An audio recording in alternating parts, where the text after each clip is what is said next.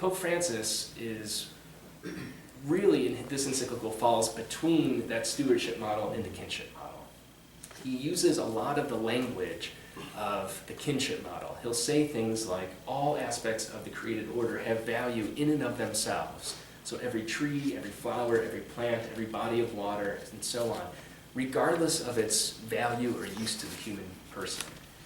And he says time and time again in the encyclical that everything has value regardless of human beings.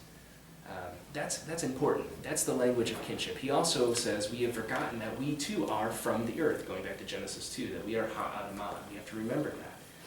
As I like to say, Ash Wednesday isn't as scary and drab as everybody thinks it is. You know, there are the two options if you're distributing ashes. There's the remember you are dust and to dust you shall return. And a lot of people are like, ooh, creepy. I don't want to say that. How about be faithful to the gospel and avoid sin or something, turn away from sin, which is true and fine, that's good, but the dust business is not actually creepy or scary. It's a reminder that we are ha'adamah, from the earth.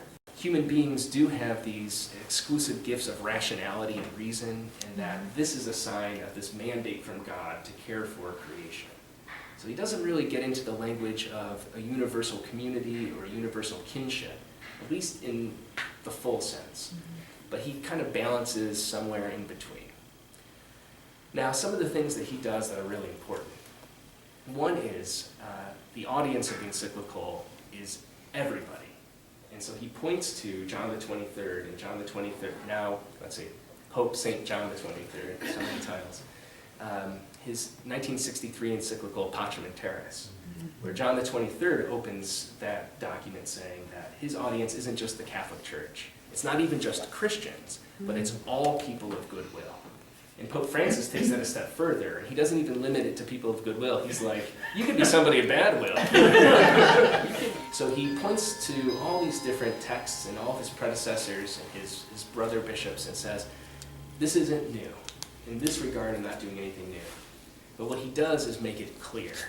And so I think if there's one thing I have to say about what's novel about Laudato Si', it's that he's making things very explicit, where before it was mentioned in passing by these various popes, by these other patriarchs.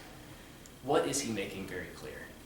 One is that, of course, as human beings, we need to be stewards of creation, we need to respect the intrinsic value of the rest of creation, but that isn't separated from the way that we interact and make decisions about our human family.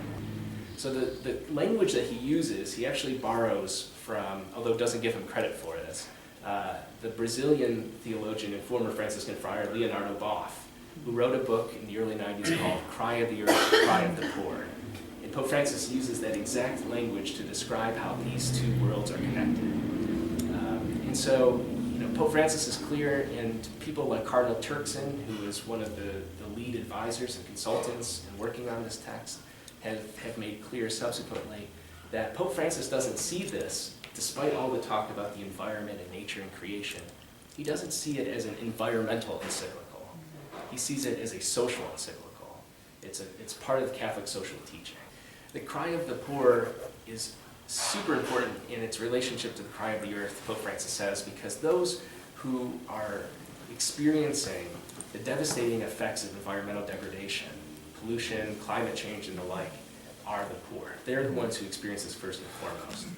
And he says something that's really, I think, very striking that a lot of us don't think about very often. I certainly don't. And that's what kind of rights people have in relationship to other governments and states to seek refuge and to get assistance when things take a turn with regard to the environment.